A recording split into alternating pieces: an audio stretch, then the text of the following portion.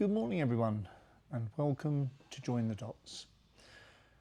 I've tried in the first 3 videos to show you that I work only from the truth, and to find that truth I spend, 8-10 hours a day, mostly 7 days a week.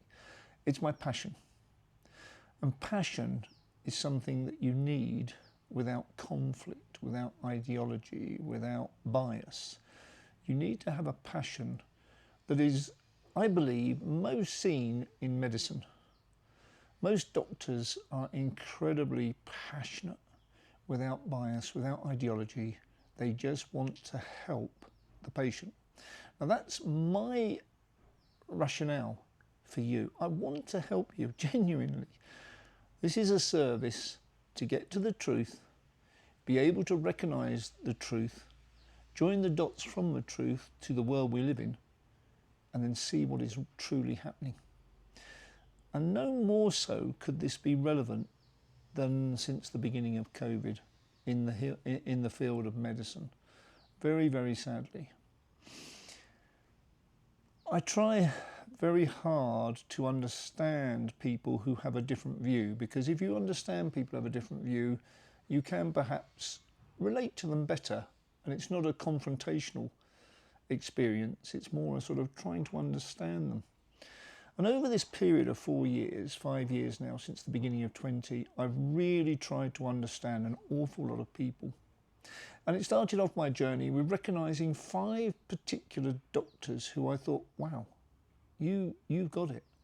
And they were Dr. Robert Malone, Peter McCullough, Pierre Corey, Ryan Cole, and a Professor Geert van den Bosch, who had worked for Gavi, Bill Gates' foundation, had worked for the WHO, was one of the world's foremost epidemiologists, virologists, and he said day one, a very simple message: do not vaccinate into a pandemic, because the only result will be that the virus will mutate around the vaccine and continue to mutate around any following vaccines, because it's got a life and it wants to keep that life going.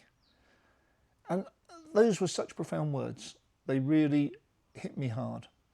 But then I saw some other doctors who I thought, well, this is a very honest doctor. And one particular was Dr. Asim Malhotra, who was on GB News, and he was promoting the vaccine.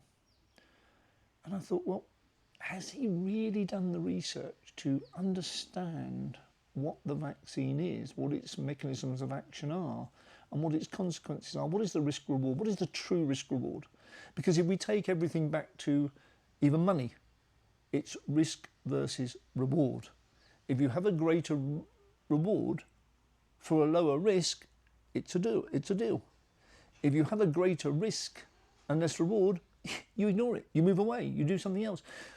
But medicine, I found, didn't have the chance to thoroughly assess risk versus reward. And I've called this episode Medical Fascism. And that's where we were for those 4 years. We were in a world, and I looked up the definition of fascism early on, because I sent this out to a few of my clients, or a lot of my clients on my service, and I got a lot of kickback from people saying, fascism is not this, it's jackboots, it's singing songs, it's Heil Hitler. No. Go on to AI, do whatever search you want, go to the dictionary, look up the definition of fascism, okay? The pictorial version of fascism is Hitler, because that's what we all recognise. Well, anyone over 40, 45 recognises that. We've read the war books, we've seen the films, The Great Escape, we've seen it all, we recognise that as fascism. But now we're in a more subtle world.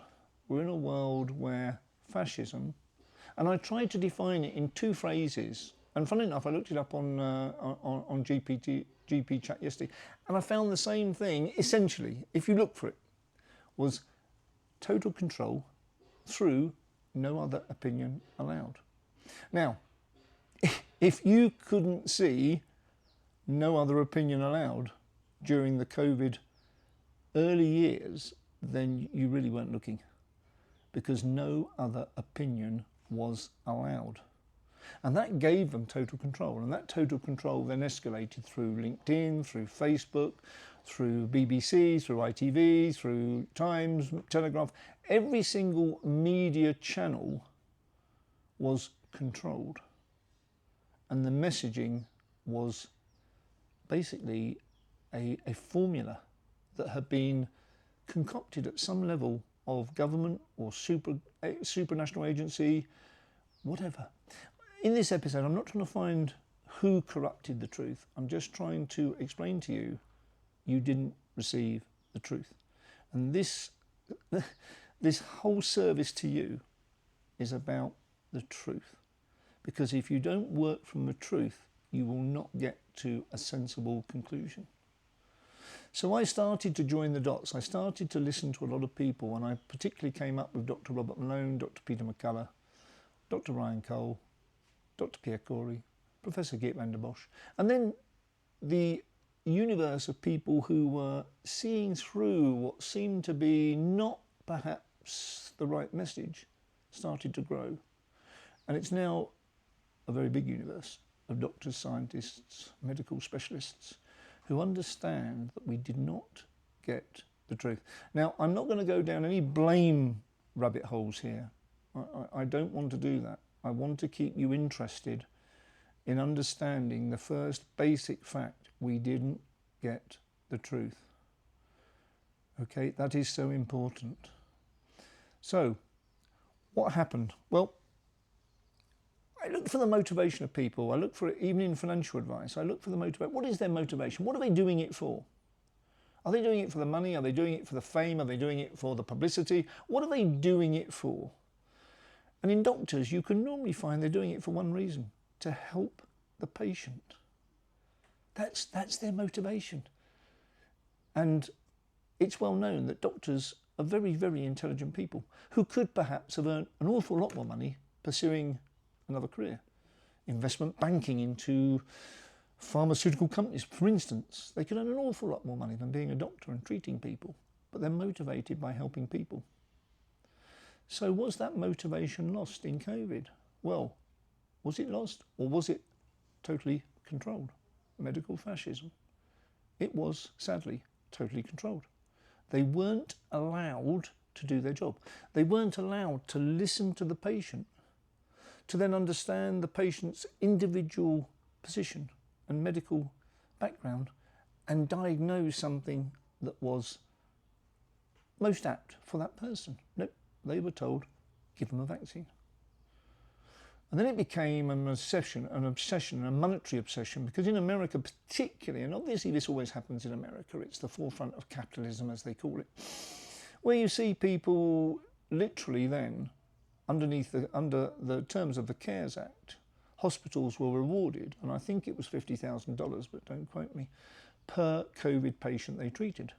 So if someone came in having had a fight and was sort of, a bit battered, first thing they'd do was COVID test them. Because if they COVID tested them and it was positive, that was $50,000 straight away from the government. So that was the beginning of the end of real medical treatment. And it became a sort of medical fascism. The doctors, when they're motivated completely wrongly in a capitalist system, and obviously this is a health system funded by the government, but not in the same way, say, as the National Health. But even in the National Health, what did we see? We saw a particularly good doctor, Dr. Aseem Malhotra, who's worked for years and years and years to destroy the pharma industry's total control over statins and statin abuse. And he's been vilified, he's been cancelled, he's been attacked, but he's persevered. Now, his father was the head of the BMJ. So he's a pretty good background. Okay, why did Aseem Malhotra, who went on GB News or went on morning television and promoted the vaccine, why did he change his mind? Well, he changed his mind because his father died after having had the vaccine, and his father was very healthy. He wasn't young, but he was fine. He died.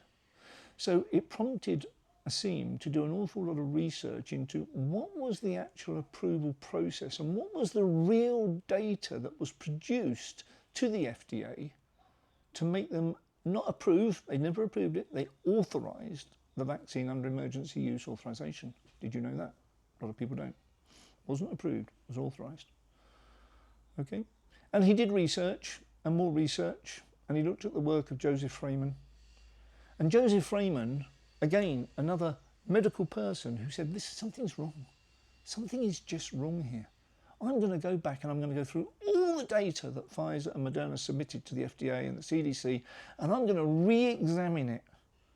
And he ripped it apart. So Asim then realised that something was very wrong. And so he went out to find the people who were doing the serious research to reanalyse and find the truth. And they found it, and it wasn't good. Now, fortunately, in the last few days, Asim Malhotra has had an interview with a Dr. John Campbell. Dr. John Campbell is a beautiful human being. He lives up in Carlisle. He's done massive work in Africa and other countries, helping South Asia. He's done massive help. He's a true health giver, health provider. And his YouTube channel started off, I can't remember what the number was, in the low hundreds of thousands. He's now up to 3.2 million subscribers. Why? Because he tells the truth.